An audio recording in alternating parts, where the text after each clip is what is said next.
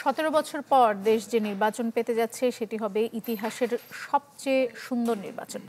লন্ডনের চ্যাথাম হাউসের সংলাপে আশ্বাস দিয়েছেন প্রধান উপদেষ্টা ডক্টর মোহাম্মদ ইউনূস। তিনি বলেছেন এই ভোটের উপযুক্ত সময় এপ্রিল। আর পাশাপাশি আরও জানিয়েছেন যে জুলাই মাসেই জাতির সামনে উপস্থাপন করা হবে জুলাই সনদ। আওয়ামী লীগ প্রসঙ্গে ডক্টর ইউনূস বলেছেন যে দেশের নিরাপত্তার জন্য একটি নির্দিষ্ট সময় পর্যন্ত দলটির কার্যক্রম স্থগিত করা হয়েছে।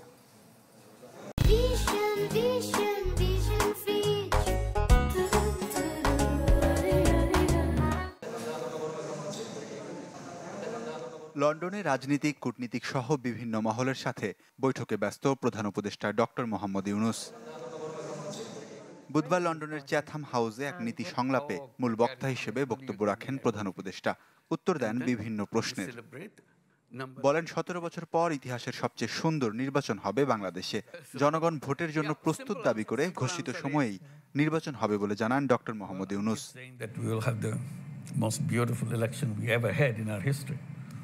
And the time is right. People are ready. When you have an election after many years, after 17 years, you are having first time a real election. Excitement in the country. তার বক্তব্যে উঠে আসে আওয়ামী লীগ প্রসঙ্গ। জানান আওয়ামী লীগকে নিষিদ্ধ করা হয়নি, দেশের নিরাপত্তার জন্য একটি নির্দিষ্ট সময় পর্যন্ত কার্যক্রম স্থগিত করা হয়েছে। কথা বলেন জুলাই সনদ নিয়েও।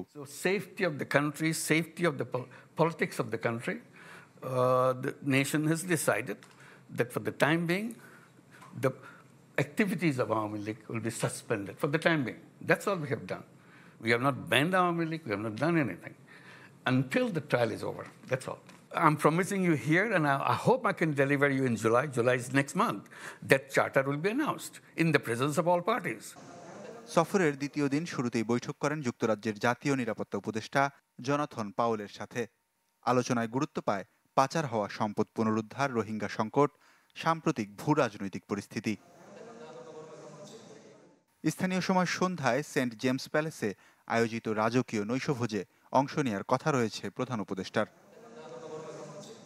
ওয়ালিউল্লাহ ফারুক, চ্যানেল 24।